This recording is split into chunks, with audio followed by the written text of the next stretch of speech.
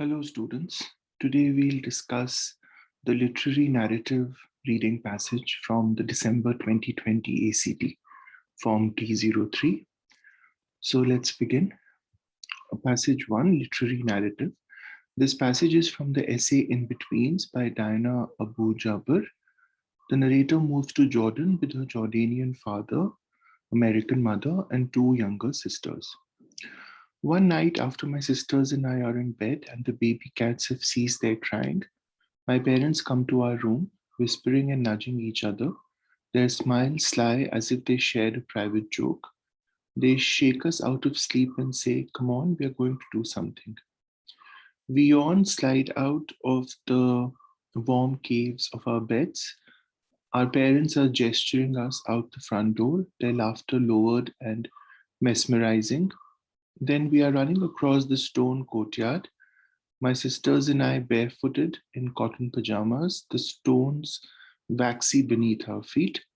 The neighbors and the streets are all asleep, the buildings shut up, rose tinted under a brassy round moon.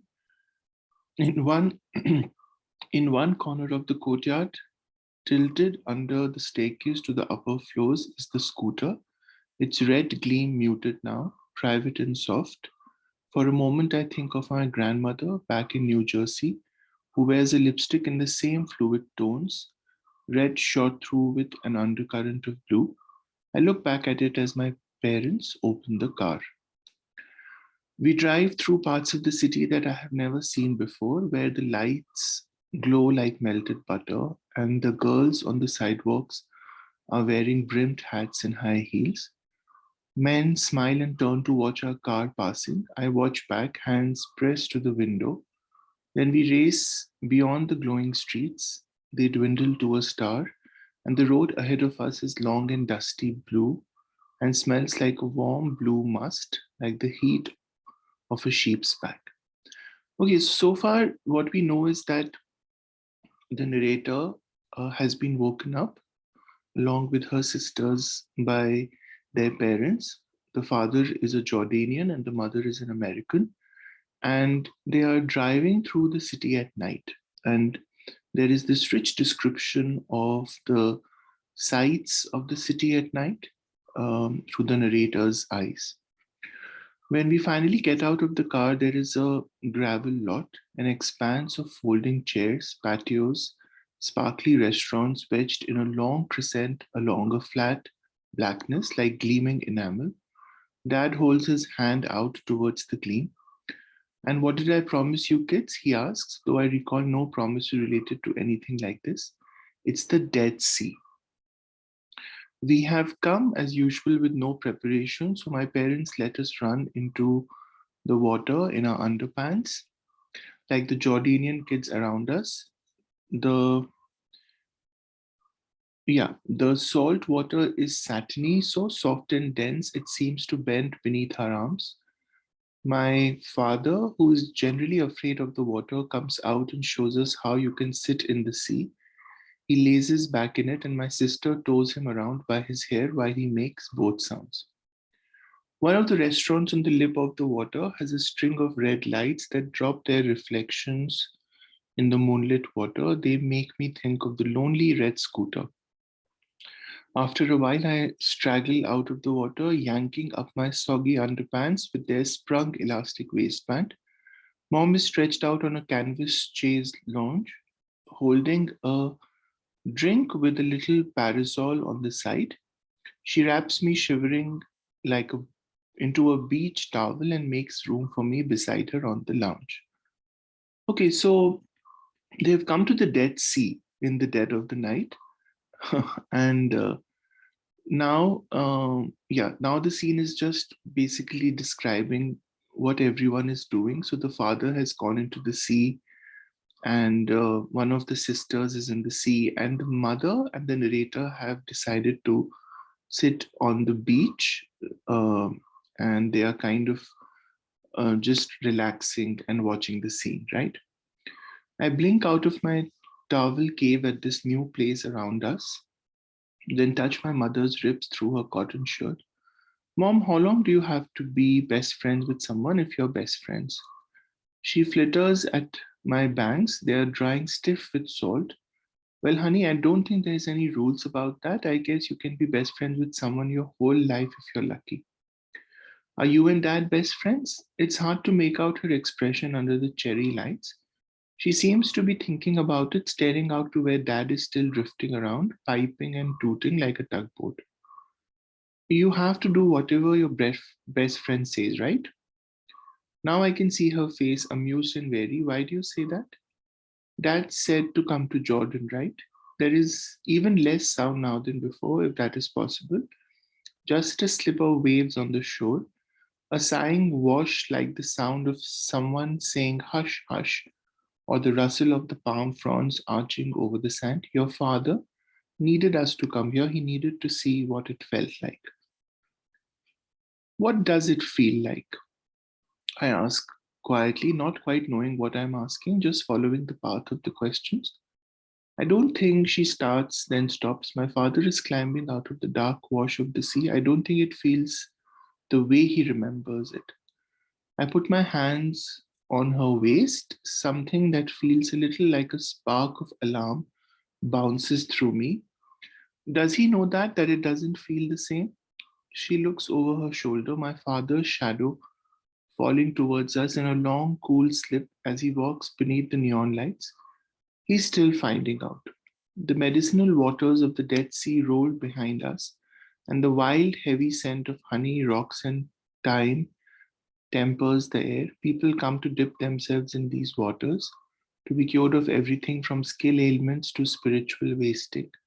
I breathe in it deeply and sense a sort of dawning sweetness of loss and nostalgia.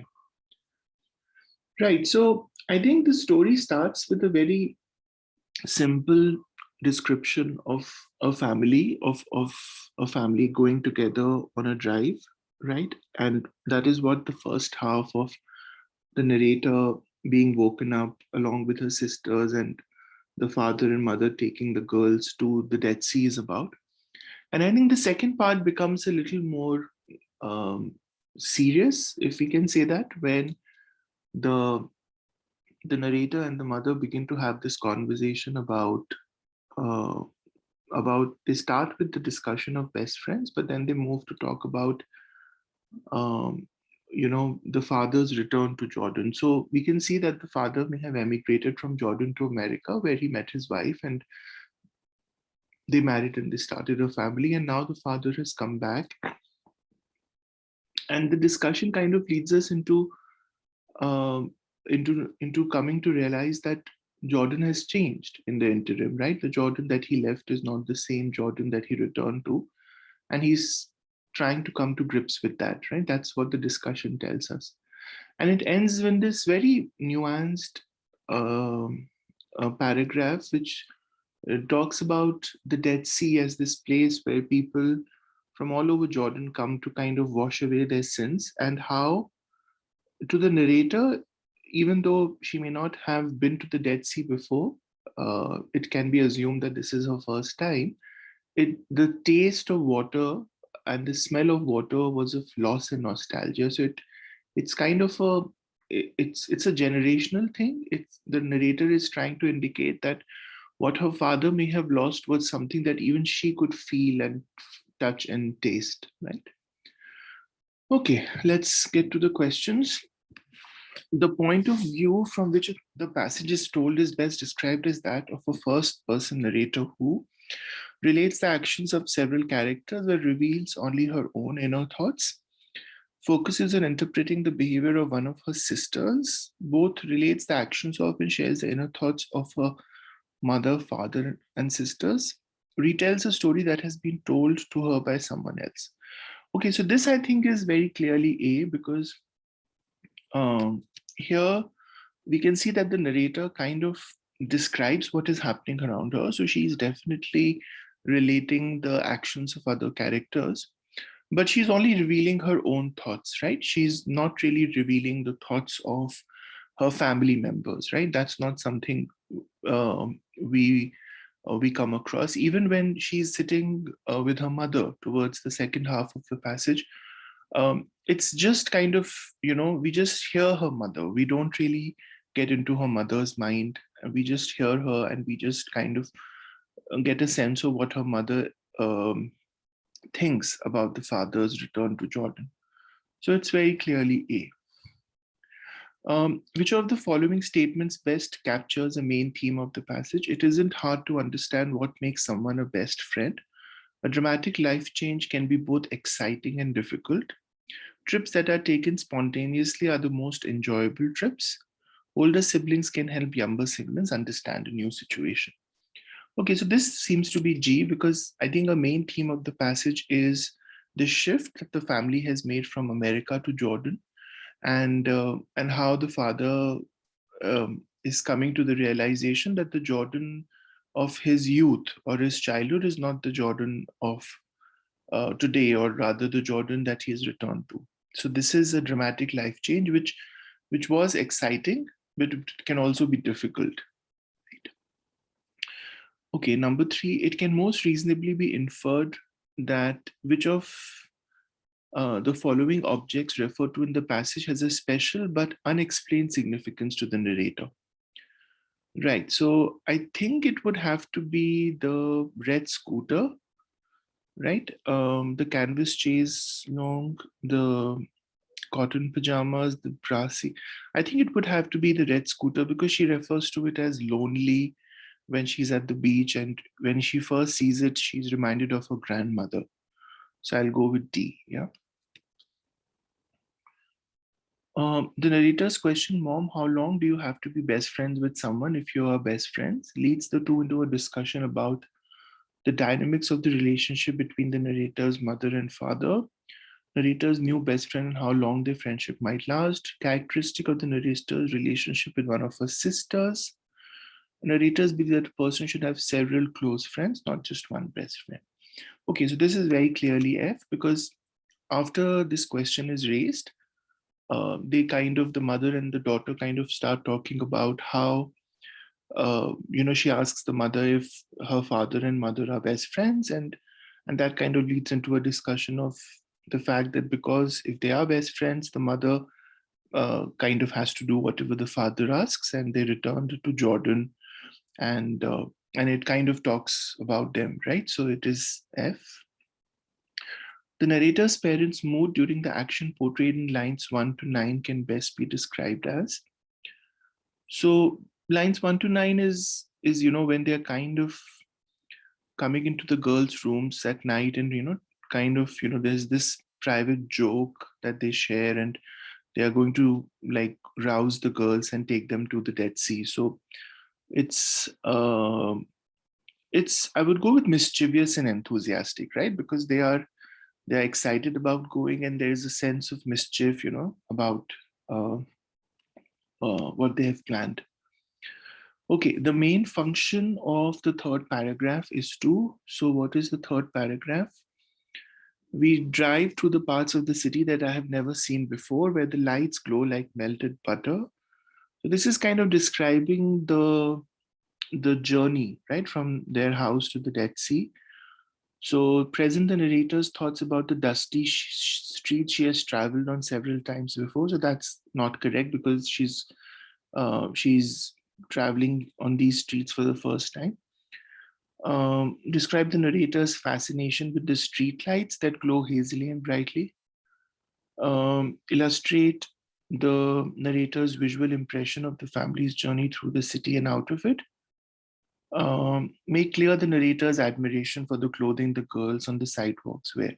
Okay, so I think I'm going to go with H because that paragraph is kind of, G and J are very specific, and they don't really capture the sense, the flow of the passage, right? This paragraph is kind of, you can see that in the entire passage, the narrator is very descriptive, the kind of adjectives used are very specific. So I think this paragraph just kind of takes that forward with describing in very visually arresting terms the journey, right? So H is good. In the passage, the phrase "a flat blackness like gleaming enamel" is used to describe which of the following places or areas. Okay, so 32 to 33. When we finally get out of the car, there's a gravel lot, an expanse of folding chairs, patios, a sparkly restaurant wedged into a long crescent along a flat blackness like gleaming Emmanuel. Uh, it's the Dead Sea, right? Flat, right, along a flat, that's the Dead Sea, right? So a long crescent-shaped stretch of developed land near the Dead Sea, the polished walkway along the Dead Sea, a gravel lot near the Dead Sea itself. Just one more time. Wedged in a long crescent along a flat blackness like gleaming enamel. And we're talking about a flat blackness like gleaming enamel. Yeah, I think it's the Dead Sea because the flat blackness has to be the sea, right? It's not anything related near the sea. So I'll go with D here. Okay, the narrator feels something like a spark of alarm when she puts her hand on her mother's waist, primarily because the narrator has just. Okay, so where is that? I put my hands on her waist. Something that feels a little like a spark of alarm. Does he know that it doesn't feel the same? Okay. Sensed her mother's concern that the narrator's sisters are unable to talk openly. That's not it. Realized her father might be in a situation that's difficult for him and troubling to her mother. Right. Begun to understand that her mother never had a best friend as a child. Learned that her mother isn't pleased. Right. So it's G, right? Because you're kind of saying that the whole discussion is about how the father is coming to realize that the Jordan of the present is not the Jordan of the past. And it's that discussion and, the fact that the father, is he aware of it? Is he not aware of it? That is something that troubles the narrator. Okay. Then we go to number 9. It can most reasonably be inferred from the passage that with regard to the narrator's father's feelings about having returned to Jordan, the narrator's mother believes she is more aware of his feelings than he himself is yet, more surprised by his feelings than the girls are, less worried about his feelings, less aware of his feelings. I think she's more aware, right? That's the whole point, that she thinks that she thinks that he feels that there is a difference between the two Jordans, the one of his past and the current Jordan, but he's still trying to figure it out. So she definitely is more aware of the father's feelings. According to the passage, it is uncommon for the narrator's family to be away from the narrator's father's parents, traveling by car, taking a long vacation together, prepared for an outing. Okay, this is interesting. It is we have come as usual with no preparation. 9:37, right? So it's uncommon for them to be prepared, right? So there's no preparation, so it's just J. Okay, so let's grade this reading. I'm just going to look at the first 10. Yeah, okay. AGDFC, AGDFC, HDGAJ, HDGAJ. Okay, great. So that was the literary narrative passage from the ACT form D03, December 2020 paper. I'll be solving the other passages live in the coming videos. If you found this useful, please hit the like button and subscribe to the channel. I'll see you soon. Take care. Bye-bye.